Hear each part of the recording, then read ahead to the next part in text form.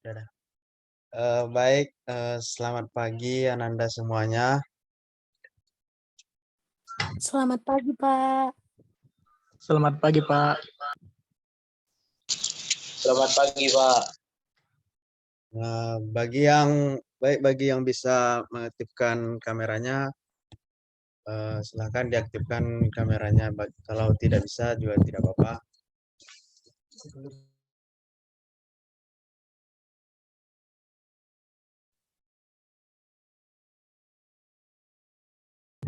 Sebelum kita memulai pelajaran sekarang, kita akan mengadakan absen dulu ya. Kita absen dulu. Siapa pertama? Taufik Maulana.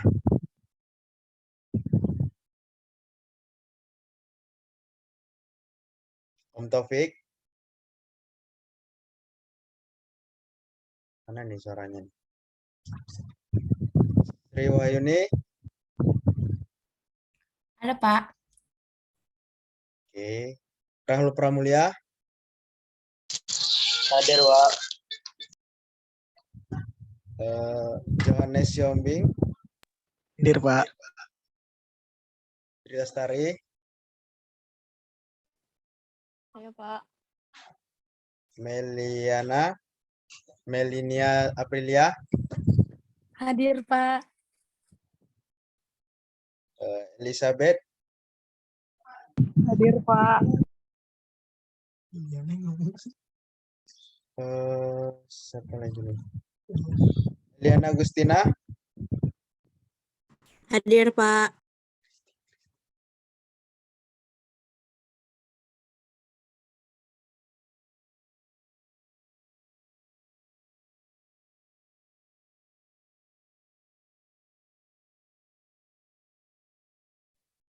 Baiklah, kita akan memasuki pelajaran saat ini, yaitu mata pelajaran komponen utama engine.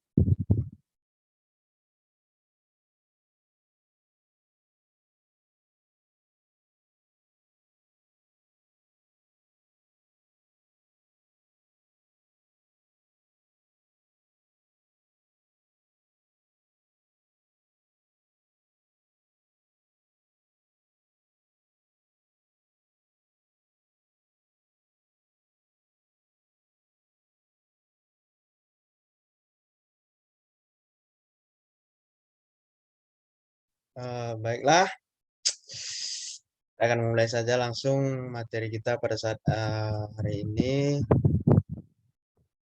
itu tentang komponen utama engine. Sebelum kita memulai pelajaran ini, apakah ada yang tahu apa itu komponen utama engine atau nama-nama komponennya?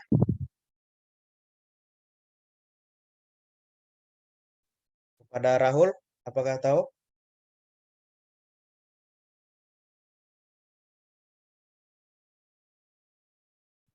Rahul?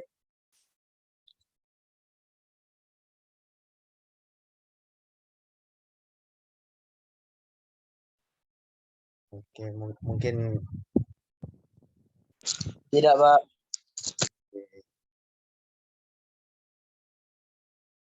atau yang lain tahu? Tidak, Pak. Tidak, Pak.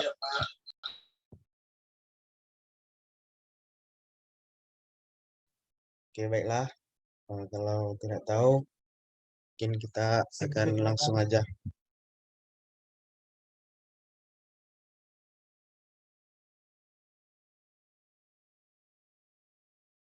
Baik, ini slide selanjutnya, yaitu ini adalah sebuah gambar sebuah mesin. Komponen mesinnya itu terlihat transparan.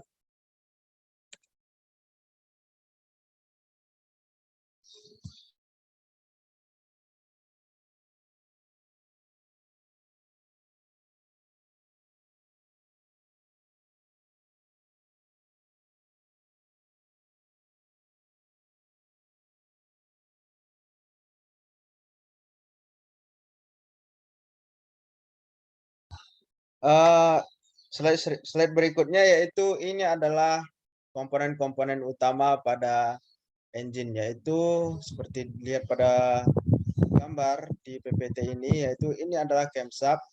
Camshaft ini terlihat ini seperti batang memanjang seperti ini. Kemudian cylinder head cover. Cylinder head cover ini yaitu untuk menutupi bagian atas mesin ini.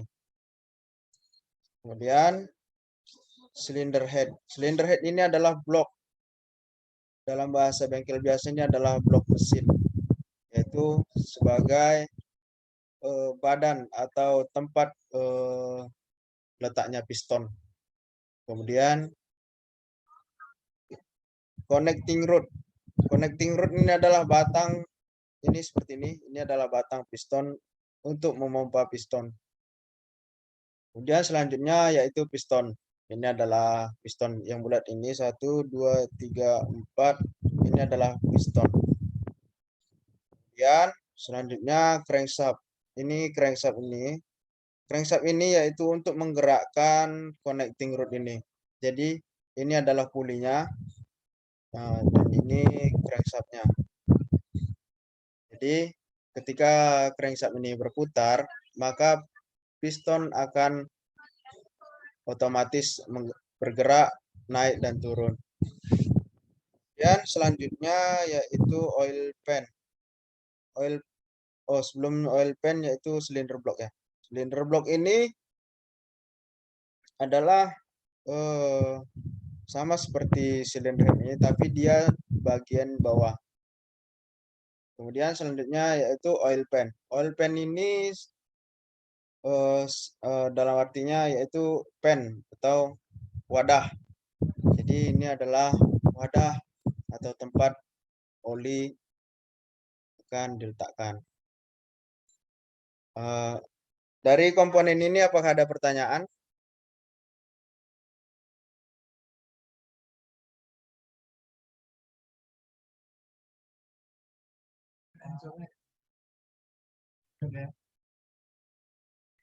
Tidak ada, Pak.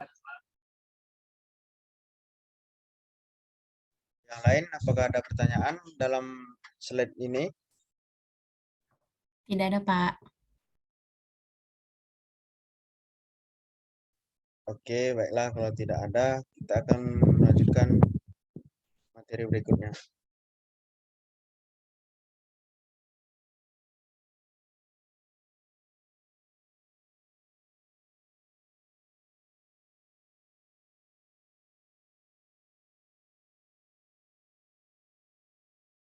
Baik, ini adalah komponen yang tadi di gambar sebelumnya, yaitu cylinder block.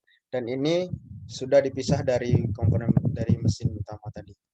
Jadi ini adalah cylinder block dan ini water jacket, atau ada itu di mesin itu lubang-lubang, dan ini adalah tempat di mana air pendingin atau air coolant untuk mendinginkan mesin ini, blok ini. Karena ketika waktu mesin bekerja, piston itu bergerak, kan otomatis piston itu bergerak naik turun nih, kan otomatis mesin itu akan panas ketika ada gesekan. Jadi water jacket ini atau air coolant ini akan masuk ke dalam blok ini dan mendinginkan yang namanya cylinder block ini. Kemudian ini adalah letak posisi crankshaft. Jadi fungsi cylinder block itu adalah tempat piston bergerak naik dan turun untuk menghasilkan suatu tenaga.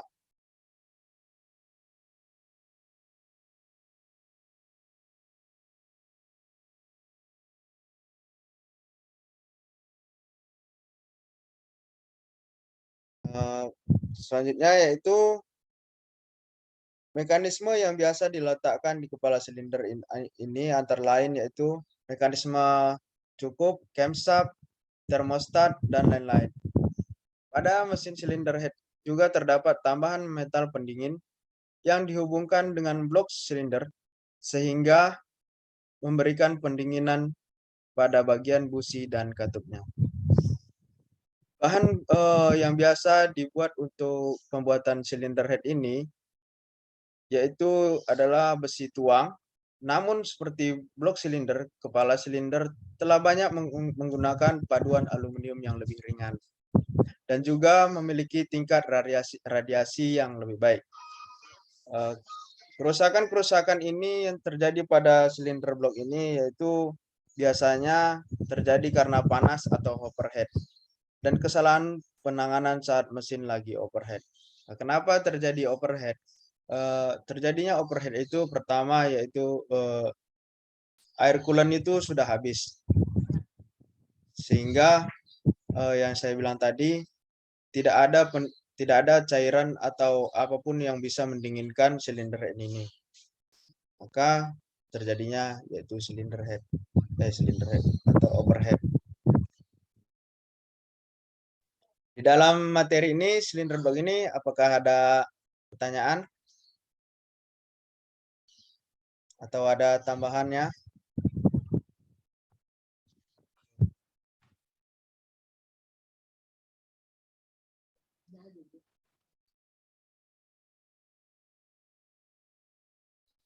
Tidak ada, Pak. Selanjutnya kita akan masuk ke materi berikutnya, yaitu piston. Piston ini mungkin sudah banyak yang tahu ya, karena ini materi komponen yang paling penting di sebuah mesin. Karena kalau nggak ada piston, mesin nggak bakal bisa bergerak. Yaitu piston. Piston ini ada di gambar ini yang warna oranye ini. Oranye sama hitam ini adalah piston.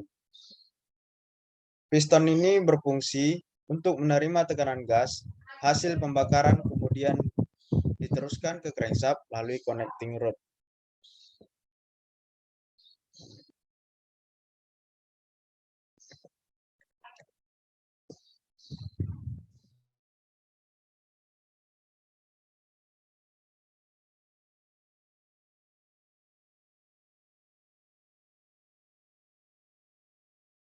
Baik. Fungsi piston dalam mesin pembakaran adalah menempatkan udara atau langkah kompresi, menerima tenaga yang dihasilkan dari proses pembakaran yang kemudian diteruskan ke connecting rod dan poros engkol. Dan terakhir adalah mendorong gas sisa pembakaran untuk dibuang melalui exhaust kerja dari piston. Bentuk piston seperti silinder dengan bagian atas piston pada umumnya dibuat rata. Namun, untuk meningkatkan efisiensi mesin, terutama pada mesin dua langkah atau disebut dengan dua tak, yang biasanya terdapat pada sepeda motor yaitu seperti Ninja, King, yang berasap-berasap, yang wangi-wangi asapnya itu dua langkah. Tapi kalau yang berasap, ada motor berasap, tapi itu 4 langkah, itu bukan dua tak namanya, itu rusak mesinnya. Nah, baik, masuk lagi. Pada permukaan piston dibuat cembung simetris dan cembung tetapi tidak simetris.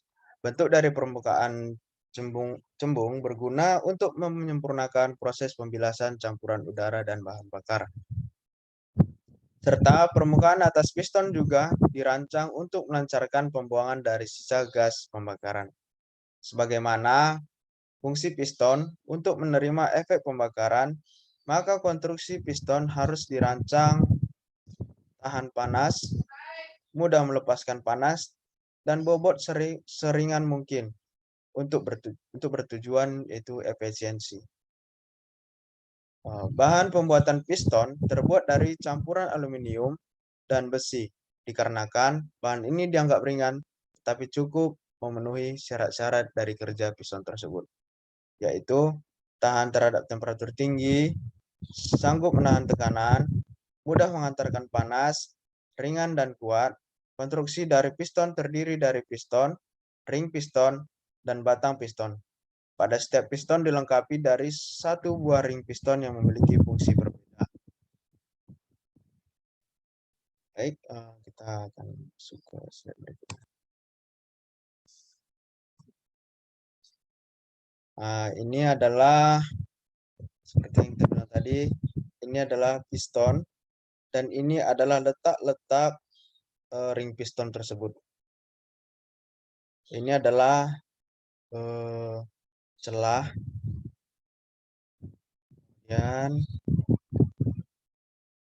ada yang namanya ring piston ring kompresi, kemudian snap ring, kemudian ring oli.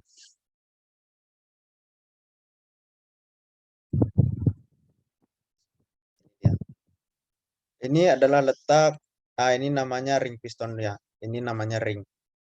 Jadi letak ring ini ada tidak sembarangan tempat letak ring. Jadi ini adalah ring kompresi. Ini ring kompresi kedua dan ini ring oli. Oke. Fungsi ring piston ini yaitu untuk mencegah kebocoran campuran udara dan bahan bakar serta gas pembakaran melalui celah antara piston dengan dinding silinder ke dalam bak engkol selama langkah kompresi dan langkah pembuangan. Yang kedua yaitu mencegah oli yang melumasi piston dan silinder masuk ke dalam ruang bakar. Ini ada bermacam-macam nih, bermacam-macam bentuk ring piston ini. Ada yang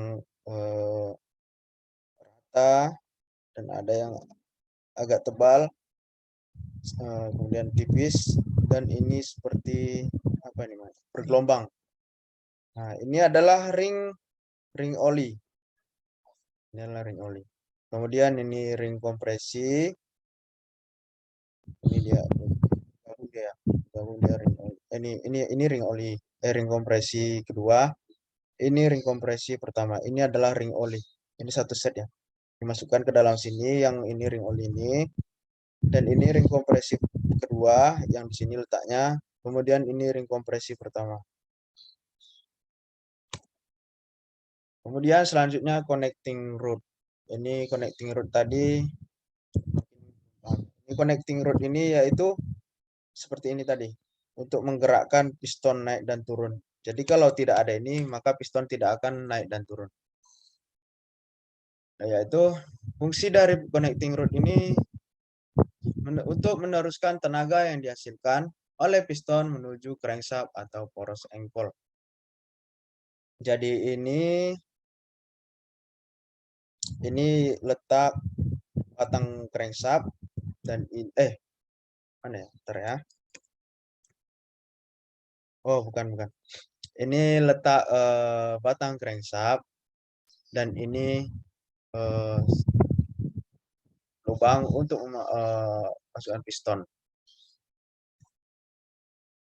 Kemudian selanjutnya ini adalah bagian-bagian dari connecting rod. Ini yang disebut dengan small end,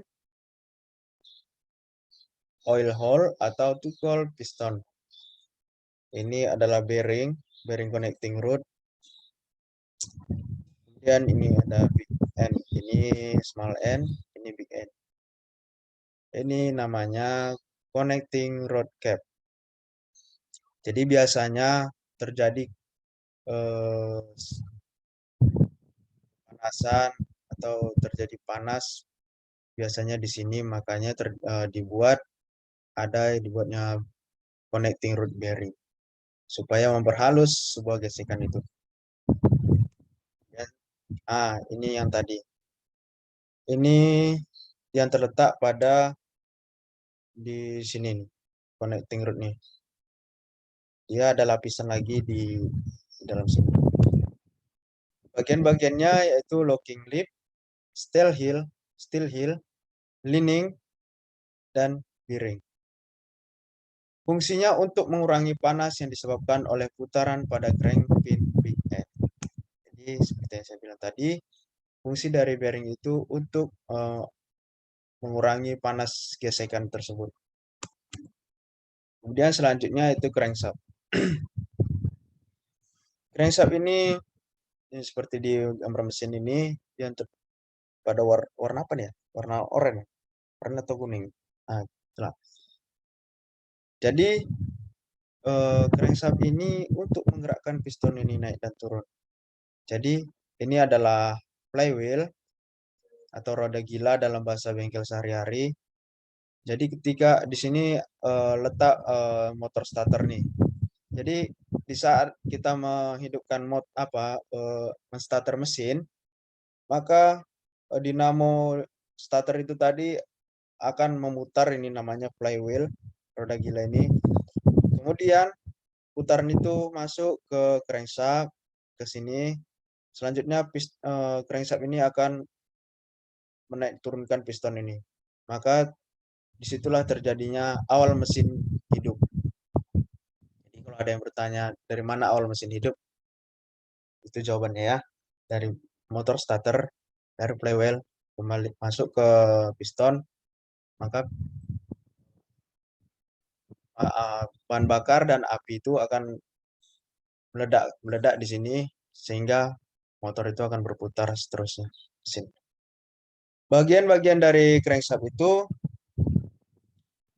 yang disebut dengan oil hole ini letak di mana yang tadi nih connecting rod nih. Ini kan ada penguncinya nih. Nah, di sini akan mengunci ini. Jadi dia seperti melingkar dia, mencapit. Nah, ini. Jadi kenapa letaknya ini beda-beda? Kenapa nggak lurus saja gitu kan? Ini fungsinya untuk supaya mesin itu tetap hidup terus. Jadi ketika ini di atas melakukan pembakaran, maka yang di bawah melakukan pembuangan. Begitu sebaliknya. Jadi mesin itu tetap hidup naik dan turun. Kemudian ini adalah komponen-komponen dari crankshaft. Seperti yang kita lihat, ini adalah crankshaft bearing seperti yang tadi. Ini di sini diletakkan, jadi dia seperti apa dibilangnya? Melindungi ini tadi. Di sini. Kemudian ini crank journal. Kemudian crank arm. Kemudian yang ini crank terus bearing. Kemudian ini adalah lubang oli dan inilah balance weight. Jadi ini lubang oli ini kecil tapi terhubung nih supaya tadi untuk mengurangi gesekan, mencegah keausan pada bearing.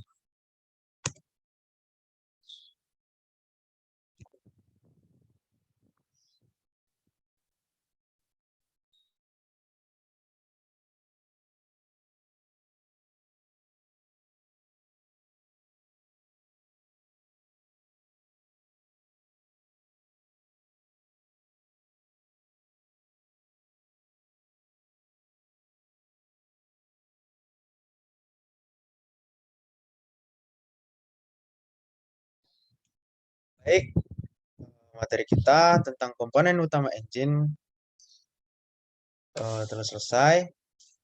Selanjutnya yaitu apakah ada pertanyaan dari Ananda semuanya tentang materi kita hari ini?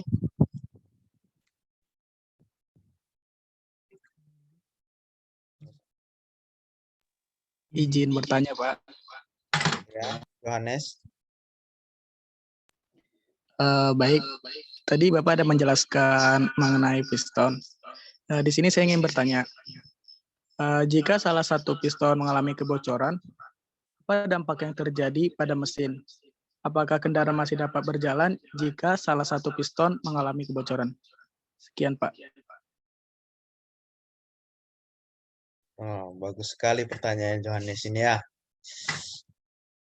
Apakah ada yang lain lagi? Pertanyaan yang lain? Raul? Taufik? Dewantri, apakah ada? Dewantri tidak ada di Zoom ya, keluar dia ini. Kita alfakan aja dia ya, absen dia. Apakah ada pertanyaan berikutnya? Yuk, biar dapat nilai plus nih.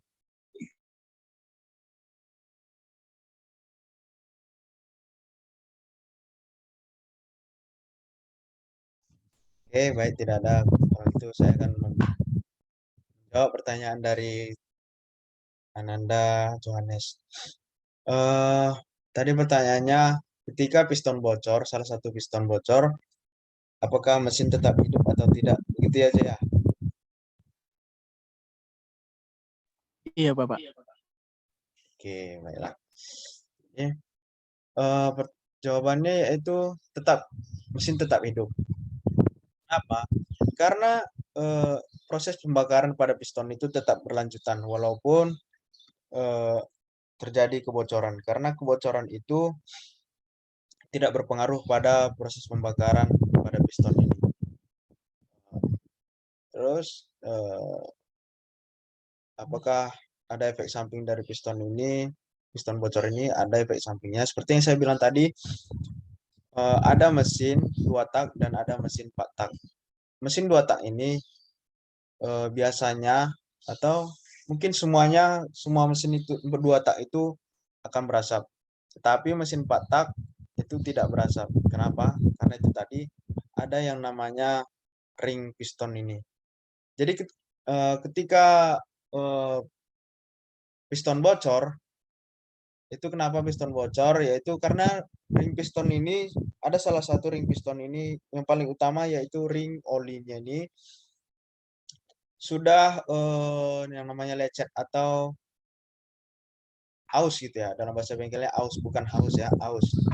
Jadi ketika ring piston ini sudah aus, maka oli pelumas pada piston ini akan masuk ke ruang pembakaran. Oli tersebut masuk ke ruang pembakaran karena ring piston ini sudah tidak lagi mencegah oli. Jadinya oli tersebut masuk ke ruang bahan bakar, maka itu yang namanya piston bocor seperti yang Johannes bilang tadi. Jadi apa penyebabnya? Ya ini tadi ringnya ini sudah lecet. Jadi kalau sudah lecet begini, oli itu akan masuk ke ruang pembakaran. Efeknya itu mesin itu akan terjadi mengeluarkan asap. Exhaust-nya itu mengeluarkan asap yang sangat mengebul. Ada tuh banyak mobil-mobil atau motor-motor yang misalnya Beat atau Supra, ketika digas itu berasap, mengeluarkan asap. Nah itu tadi dia terjadi kebocoran pada piston, pada ring pistonnya. Jadi itu tadi dia jawabannya. Apakah mesin tetap hidup walaupun piston bocor? Jawabannya itu tetap hidup. Tapi itu tadi berasap, exhaust manifoldnya mengeluarkan asap, dan juga oli mesin itu akan tambah boros. Biasanya sebulan sekali, ini jadi 4 bulan sekali mengisi olinya. Apakah Johannes sudah paham? Baik, Pak. Bisa dipahami. Terima kasih, Pak. Oke, baik. Berikutnya, apakah ada pertanyaan selanjutnya?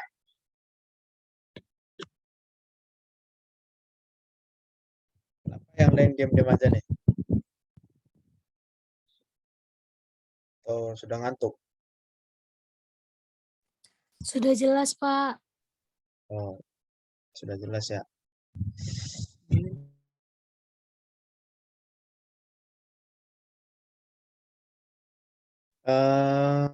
Baik.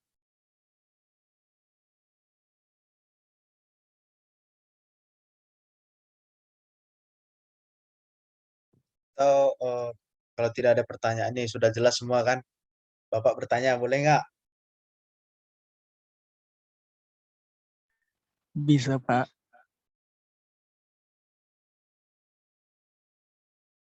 Oke, bisa kata Johannes bisa ya. Jadi Bapak ingin bertanya nih. Ah,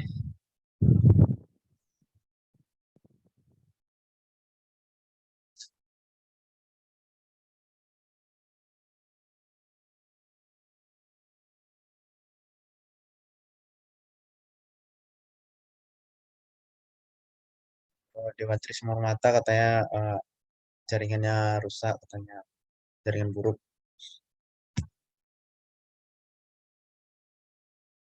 Oke, baik. Pertanyaan dari saya untuk semuanya yaitu eh,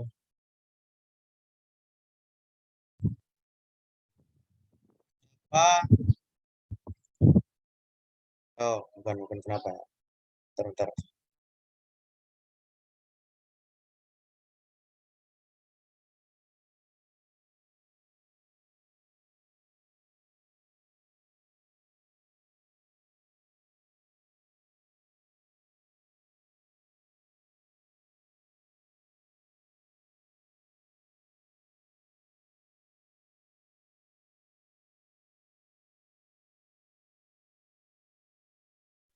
Ah, ini dia. Seperti yang saya bilang tadi di awal, water jacket ini adalah tempat aliran air coolant supaya silinder block ini tidak terjadi namanya overhead. Pertanyaan saya yaitu apakah air coolant itu bisa air biasa, air hujan, atau memang harus airnya itu air coolant dari bengkel? Saya bisa menjawab.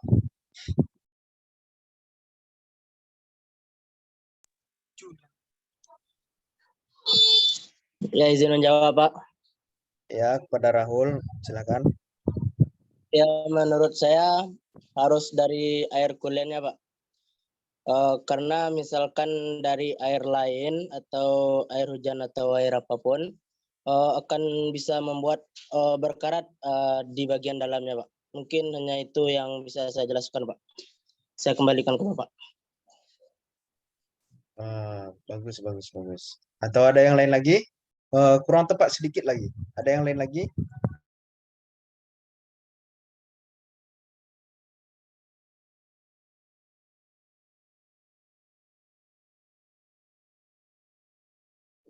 Izin menjawab. Ya, kepada Johannes ya. Johannes, silakan. Jadi kalau untuk air coolant ini atau air radiator itu harusnya tuh diisi dengan air coolant sendiri karena itu untuk mengoptimalkan kerja sistem pendinginan mesin. Nah, jika nekat selain air coolant ke dalam radiator, akibatnya mesin akan menjadi cepat panas dan kandungan air mineral dari air biasa tersebut dapat membuat komponen radiator menjadi karatan. Sekian, Pak. Ya, bagus. Seperti yang dibilang Johannes tadi, sudah benar. Sama Rahul juga sudah benar juga, tapi lebih tepatnya ke Ananda Johannes. Bagus. Sudah nampak ya memahami materi yang saya jelaskan ya. Baik, saya akan menjelaskan sedikit tentang kenapa tidak bisa sembarangan mengisi air coolant atau air radiator. Seperti yang dibilang Johannes tadi, kalau kita menggunakan air biasa, misalnya air hujan atau air sungai gitu, karena menyebabkan yang namanya karatan pada ini nih di dalam ruangan water jacket tadi nih, akan terjadi yang namanya karatan kalau kita menggunakan air biasa. Kenapa air biasa? Kenapa bisa berkarat? Karena air biasa itu mengandung tinggi yang namanya zat asam, sehingga walaupun ini besi, tetap kalau jumpa sama namanya air asam, maka besi ini akan terjadi bekarat. Tapi ketika ketika kita di tempat yang terjadi nih overhead nih, dan kita lupa mengisi air coolant-nya nih kan, dan kita melakukan perjalanan jauh, dan kita dan mesin kita terjadi overhead di jalan yang sepi, tidak ada bengkel, tidak ada rumah-rumah gitu kan. Itu tetapi ada air sungai nih kan, itu tidak apa-apa, yang namanya mendesak. Itu boleh diisi dengan air, namanya air sungai tadi. Tapi kalau sudah sampai di bengkel, maka kalau bisa langsung ganti dengan namanya air coolant tadi. Karena kalau berterus-terusan atau berkepanjangan menggunakan air sungai tadi, itu tadi terjadi namanya bekarat. Tapi kalau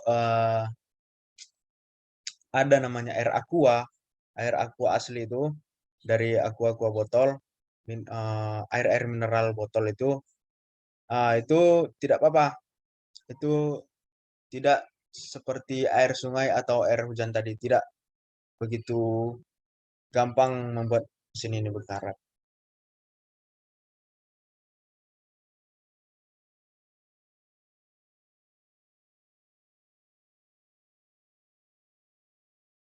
Oh, ini ada dari Dewan Tri Sumermata nih, ada pertanyaan. Izin Pak, sejatinya kemampuan air untuk mendinginkan mesin lebih besar ketimbang air coolant. Tapi karena zat atau unsur tertentu yang terkandung di air, maka terjadi bukan dingin tetapi radiator semakin panas. Benar demikian, Pak? Iya, benar. Tetapi eh, seperti yang saya katakan tadi, unsur air itu berbeda-beda dengan cairan coolant.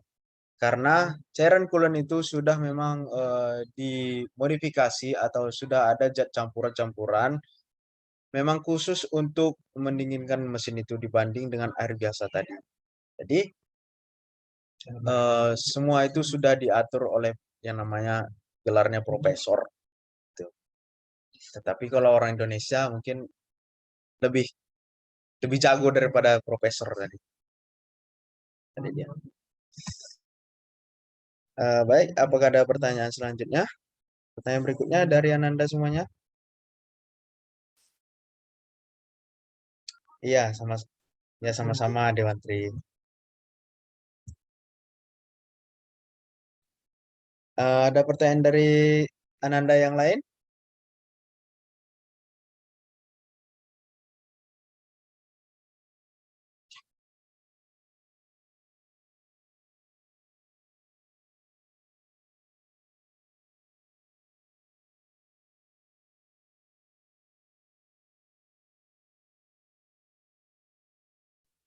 Baik, karena kita sudah melewati jam mata pelajaran kita. Kalau tidak ada pertanyaan, maka kita akhiri pelajaran hari ini, yaitu tentang komponen utama engine. Semoga saya harap Ananda semuanya bisa memahami yang saya ajarkan tadi. Maka pertemuan selanjutnya kita akan melanjutkan materi berikutnya, dan maka materi selanjutnya itu akan ada pertanyaan tentang komponen engine ini pertemuan selanjutnya. Jadi semoga Anda semuanya bisa mempelajari lebih banyak tentang komponen engine ini di internet. Cukup sekian materi hari ini, pembelajaran kita hari ini. Saya ucapkan terima kasih. Selamat pagi menjelang siang Anda semuanya. Selamat pagi, Pak. Terima kasih, Pak. Terima kasih, Pak. Terima kasih, Pak. Oke, saya akan leave ya. Terima kasih.